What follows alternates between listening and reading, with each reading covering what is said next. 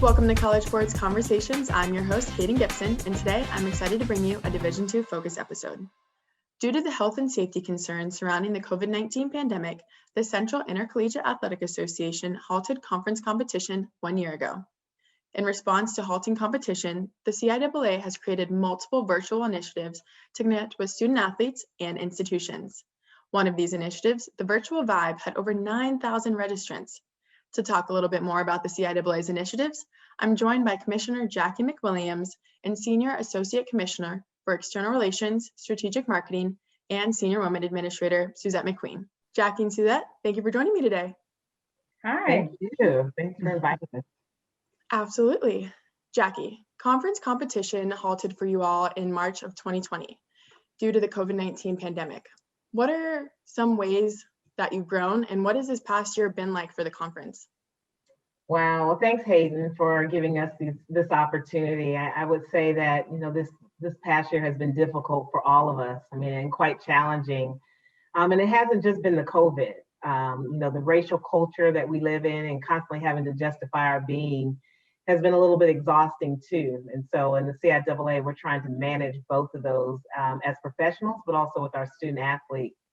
And as we all know, athletics is that one place that unifies us on the playing field. And when there are no games, we have to work twice as hard. I mean, when I say twice as hard in educating and staying safe and providing access and opportunities, and try to be as creative in doing that while not having any games or any matches. So all of our HBCUs, specifically CIAA, since that's who we're talking about, we haven't been hesitant to tackle and discuss and engage with our internal and external constituents about the issues and the concerns that we deal with in our community, and making sure that our partnerships offer us an opportunity to tackle them together. I would also say that, we are always intentional about creating an environment of cultural excellence that matches with our mission and our strategic plan. To support our student athletes and also our students. It's not just, we say student athletes, but the CIAA brings in the total community of all of our students to be a part of this legacy. And so we are direct about our needs and our concerns. I think we're really proud about taking the challenges that we have faced this past year and really all the time, and creating unique opportunities to still bridge the gap between our community, our student athletes, our sponsors, and even our internal staff and working to create still experiences without actually having games and events that are on the brand. Absolutely, and having that sense of community is so important, like you mentioned, whether it's on campus, through your local community, just feeling connected, knowing that a lot of people are going through similar things right now. Suzette, could you provide a little bit of a behind the scenes look of what went into creating the first Virtual Vibe? Yeah, with no blueprint. We knew we wanted something to be amazing because that's what we do. But how do you even begin? So we started by looking at other virtual events that we had seen and liked, and researching some companies that could provide that platform for us that we wanted.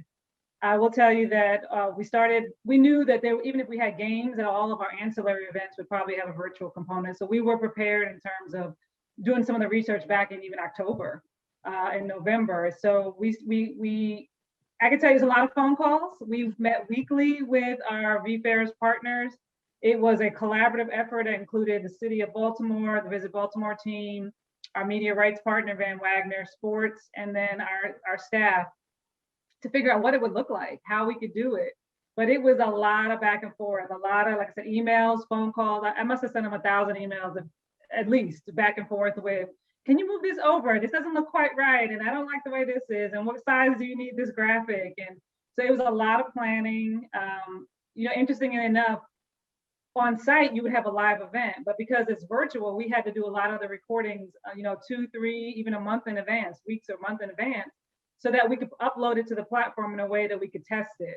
So it was a lot of, we were really, really busy up and leading up to it, but we actually got a chance to enjoy it, right, Jacqie? We got to actually watch everything that we never get to see when we're actually in person. So it was a labor of love, and it was very collaborative, and just excited at how it came out. Mm-hmm. Needless to say, you were very busy, but like you said, it was, I'm sure, so exciting to see it live and see all the things happen. And as I mentioned earlier, it had over 9,000 registrants. Jacqie, can you tell me a little bit more about two of the events during the week were the Education Day and a Career Expo? Can you tell me a little bit more about them?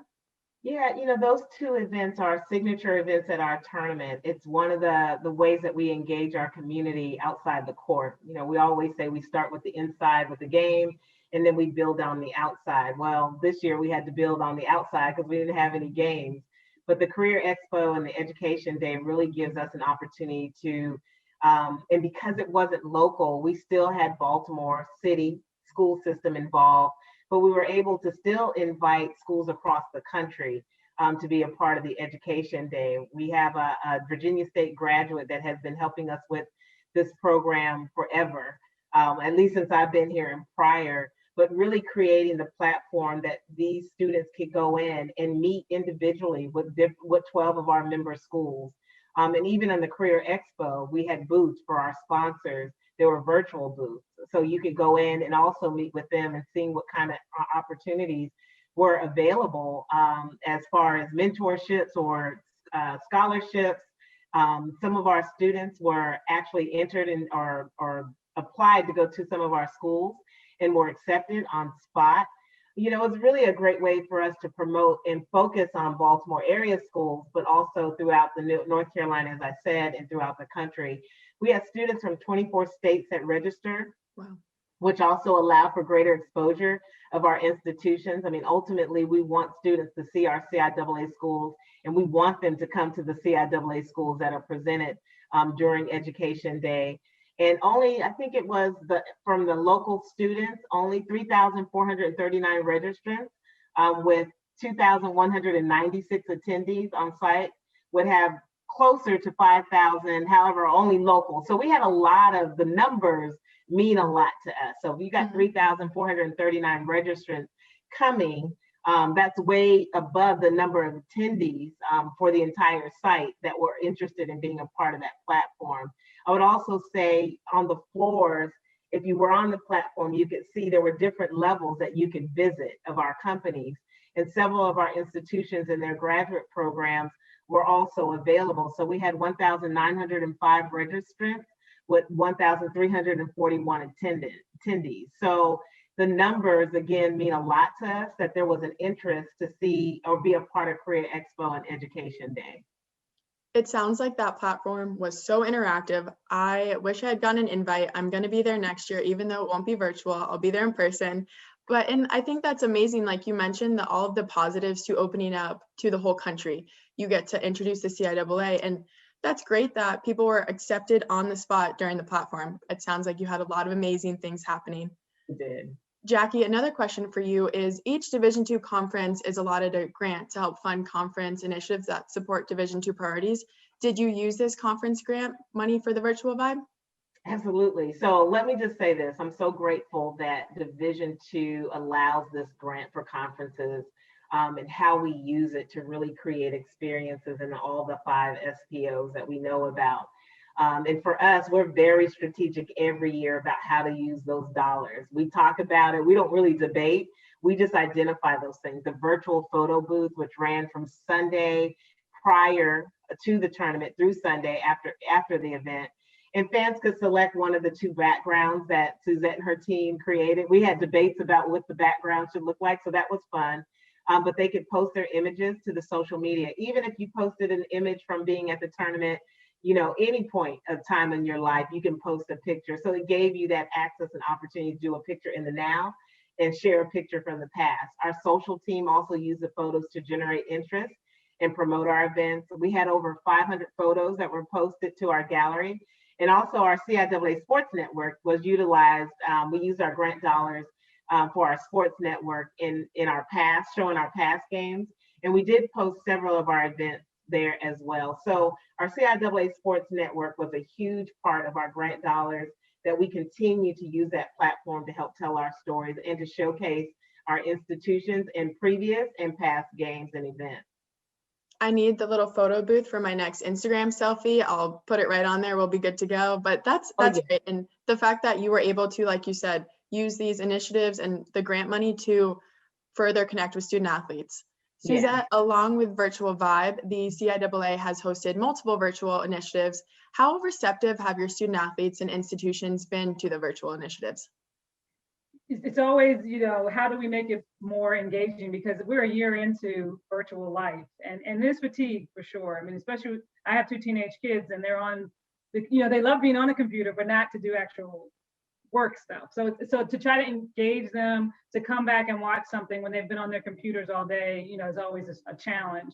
But we, working with our student athlete advisory committee, getting their feedback on what's important, trying to find, our event spanned many generations. We had something for everybody, whether it was national recording artists, whether it was cheer competition, the virtual, photo gallery. But there were some artists that performed that I didn't even know who they were, but the students did. So it was important for us to try to meet people where they are and find different ways to engage with them. But I know a lot of our campuses also did on-campus events during the week, like Bowie State, which is our host institution in the Baltimore area. They hosted watch parties for some of the throwback games, and I know they hosted a SAC webinar or a Zoom call. So it was intentional to try to find ways to engage with our students as best we could, considering we don't have actual games for them to participate in, but it was definitely a group effort to involve them on the platform. Yeah. And as a recent former student athlete, I know that's so important to be able to talk about what's important, especially when the game plan's thrown out the window, right? This is all new for all of us, so the more communication, the better. Suzette, can you tell me a little bit more about future initiatives that you have planned? Well, we've done a lot virtually. I mean, earlier in June, we had a virtual Vibe day party, and now we've had the virtual Vibe tournament edition. And for the spring, trying to find a way to engage with our students and celebrate this year that we've been through. Luckily, I don't have a lead role in that process. I'll be there to support. I'm gonna leave a little break, but just trying to find a way to celebrate. So we're planning a virtual spring event, working with a cross section of our membership as on a little subcommittee, which will also include student athlete engagement to figure out what that looks like. How do we celebrate?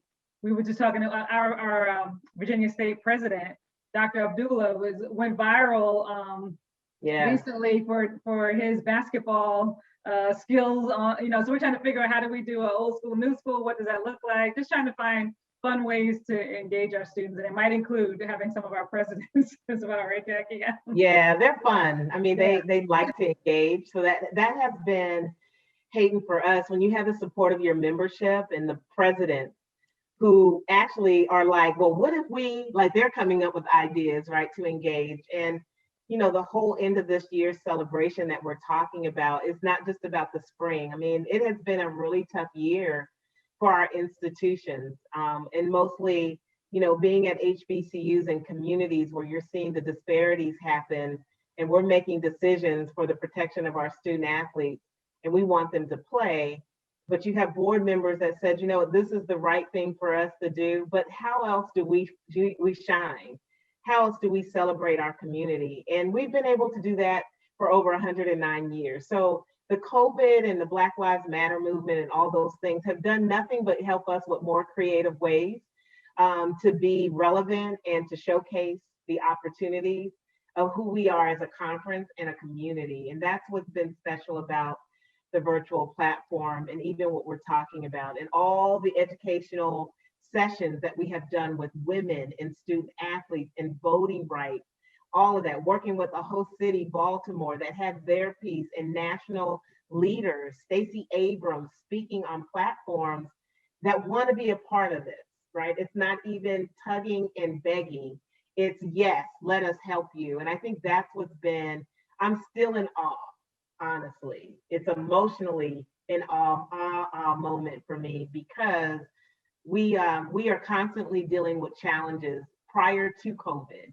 We can never seem to get out of the dark in a way where we can really just stay in the light. And others may be dealing with the same, but for us, we always find that light in the worst case scenarios, and we win. Like, we're a winning conference in my opinion. And I'm just really proud of our team and being members of Division II and having access to resources from the NCAA, from Division II, from our membership, our board, from our partners, and able to do this good work, because ultimately it is really about these students. Absolutely. And I'm in awe listening from all of this and seeing what you're able to accomplish. And as your famous quote, you take lemons, turn it into lemonade, and add a little bit of sweet tea. So there we go. And you've added plenty of sweet tea. Well, Jacqie and Suzette, thank you so much for joining me today and giving information about Virtual Vibes and all of the virtual initiatives that you're doing. It was great to connect with you and learn a little bit more.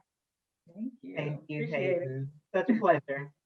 And thank you all for tuning in to today's episode of College Sports Conversations. I'm Haydyn Gibson.